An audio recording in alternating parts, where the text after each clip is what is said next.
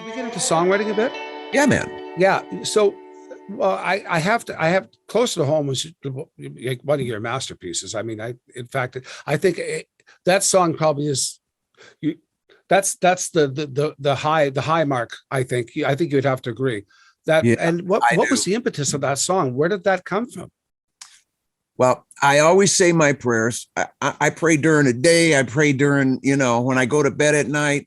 Were you always spiritual?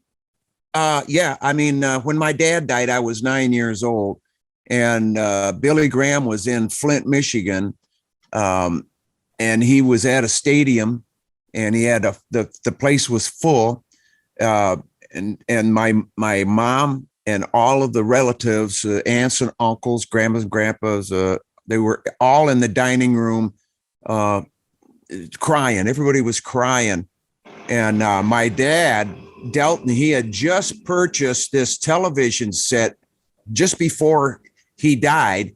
And it was prior to that, we always would listen to the radio. We'd gather around. My mom would pop this big bag of popcorn, and we'd like listen to the radio, and while they were talking, the film was running in our heads, and our imaginations were what was filling in the gaps there. But when my dad died, I wanted to get away from that crying and stuff because it was making me feel real bad. I was 9 years old, and then I walked in there, and Billy Graham was on the television set, and he says, is there anybody out there that needs a touch of love? Because God is love.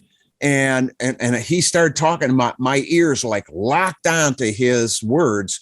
And I'm going, he must be talking to me. I walked in here. He's looking at me. I'm 9 years old. I'm thinking he can see me. And, it was the first television we had. So he says, I want you to walk up and put your hand on a TV. And so I walked up there, and I received Christ as my Savior. But 9 years old, I really didn't know what I was getting into, except for the fact that I did feel something spiritual, and I didn't relate to it as being spiritual at 9 years old. You just don't know what it is. You just know that there was a healing, and it was a separation from the voices I was hearing in the other room of my aunts and uncles and all the people that were crying and trying to console my mother. So, I did commit. I did ask Christ into my life, but I went off, became a rock star and all this stuff. And then in 1982, my wife, Lisa, left me, and I started looking for God, because I was sitting in my dining room, and I was about halfway through a 12-pack, and I see a vision over in the corner of the room. And she'd been gone a week at this time, at this point. And I saw this vision of me with my hand on that television set, Brother Mick, praying with Billy Graham. I saw that. It was just like like the corner of the room opened up, and then there I was in this vision. So I started looking for God. I said, oh my God, I got to go find God. And I went to the Hellfire and Brimstone. I would always sit near the back of the church in case I wasn't into it. I would skate, Yeah. God ain't in the Hellfire and Brimstone. And I mean, I went to a lot of different churches, and finally I got into this little church where this guy was preaching on the institution of marriage according to God's word, and how people walk out the front door of the church and they leave all that solemn oath and everything that they proclaim before God and the congregation. They leave it back in the church instead of taking it home and putting it to practice. And I'm thinking, this guy knows my story. He's shooting me with a gun with no blanks. These are all loaded bullets. He's hitting me. So when he gave an altar call, I went forward and I rededicated my life to Christ. And I told the pastor, I said, I want my wife back, dude. I just really need my wife. We had 2 sons at the time. I said, I need her. And can you just pray to God to bring her back to me? He says, I'll tell you what, son, you pray and I'll agree. So I prayed, just like I'm talking to you, is how I prayed to God. And I got it off my chest. I said, I want her back. I don't care what she's doing, what she's been doing. All that's It's of no effect on me. I just need her because I love her and I don't want to live my life without her. And that day, 50 miles away in another city where she was living, she gave herself to Christ. She gave her life to Christ. And we got back together, and we're going to live happily ever after. We've been together now 44 years. So, we've really putting it to the test. But when the night that I prayed for a song that would reach and touch the hearts of those that the Creator wanted to get to, it was at the end of my Now I Lay Me Down to Sleep prayer. And I put that little PS on there. I got up in the middle of the night and I wrote the words to I'm Your Captain, but I didn't know it was a song because I get up, a lot of times and write words down that are never songs. They're just something that's coming to me. And I learned that you can't lay there in bed and think, okay, that's a good idea. I'll remember that in the morning, because you'll never remember it. It always goes by.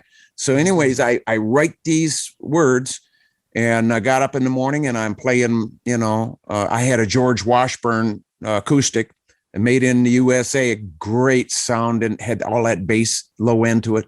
And I started playing pop, pop, pop, pop, do, do, do, do. I'm going, wow, where the heck did that come from? And then I played this C chord inversion that had such a chime to it. And I just reached around the neck and grabbed this chord. I had never played this chord before. I went, wow, that's awesome. And as I'm thinking and I'm trying to memorize where my fingers are on the fretboard, I'm thinking about those words. Are those really lyrics in the other room? So I ran in there and I grabbed them and I brought them back out into the kitchen. I laid them down in front of me. I hit red on the cassette recorder that I had there, the little portable cassette. I hit red and I start bop, bop, bop, bop, doo doo, and then and it just came to me. I'm singing, I'm reading the words, I'm singing the song, and then it gets to the bridge. Am I in my cabin dreaming? It's like it, and I'm feeling like spiritual as I'm singing this, and I'm singing it to God. Like, I record this whole thing. I take it to rehearsal that day. And both Don and Mel said, Farner, man, that song's a hit. Even though it's like 10 minutes long. But at the time, we were doing the Upbeat show in Cleveland, Ohio. And the Upbeat show was, they would have a lot of people in there live. James Brown was in there.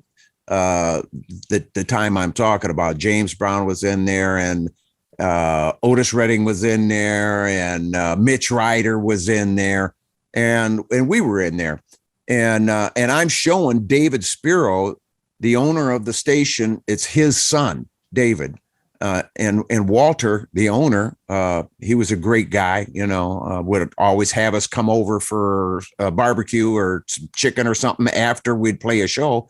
One of his TV shows. But anyway, I'm showing David, I said, this is the song, and I'm playing, da, da, da, da, da, and I start playing that C chord. I said, look at this chord right here. Listen to the chime. Listen to the harmonics that are coming off this chord. And he's going, yeah. So the band leader, Tommy Baker, comes walking over. He says, Farner, what is that? I said, that's the song, I'm Your Captain, Closer to Home. It's something we're going to be recording, at Cleveland Recording down here with Don Hammond. And he says, dude, leave me some room. He says, I'm hearing all kinds of stuff, man. I'm hearing strings. I'm hearing an oboe. I'm hearing a French horn. And he says, just leave me some room. He said, when you get to that final refrain, just keep going. He says, and when you can't do when you think you can't do another turn, do me 10 more. Right. So that's what we did. We got in the studio and I said, okay, boys, this is it. And when we get to the end of it and we think we can't do any more, we got to give him 10 more. So Tommy Baker came up with all of that orchestration at the end and gave it, and Terry Knight put the waves and the seagulls, and he put the sound effects in there and gave it that character that people could relate to. And it had the space in there. and the tempo track was all over the place, brother.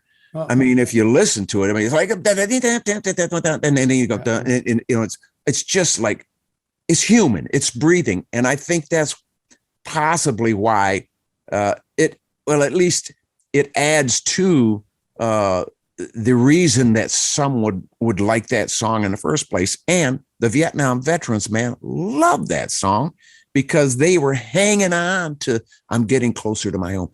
Every soldier wants to come home. You know, if it's the last thing they do, they want to come home, man. They don't want to die over there in some foreign land. They want to come home.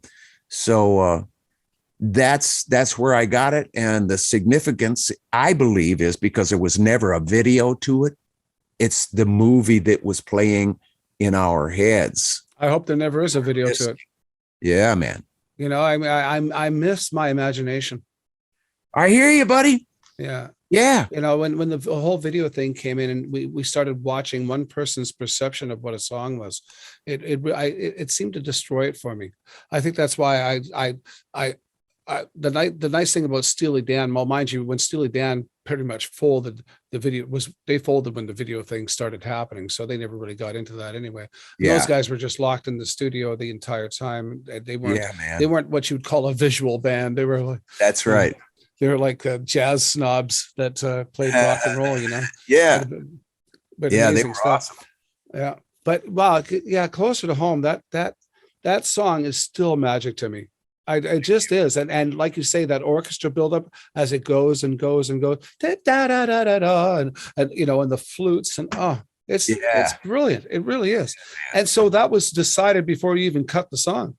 Yes. Tommy Baker heard it and all of this stuff was going through his head and he could hardly wait to get his pitch in and with my conversation with the owner of the station's son, David. And David became like the vice president of the Rock Hall, and I think he's managing. He managed Joe Walsh for a while, and some of the Eagles, some other, he's still in the business. David is, but Tommy Baker, that guy was amazing musician, and he heard all of this stuff as I am playing the song to David in the studio, on my messenger, because that messenger had an acoustic nature to it as well. Hey, thanks for joining us. Check out our other vignettes and full episodes from a wide variety of guests for more great content. Please like, share, and subscribe, and become a member at SocialNRGpresents.com to access premium content and earn valuable energy points just for watching.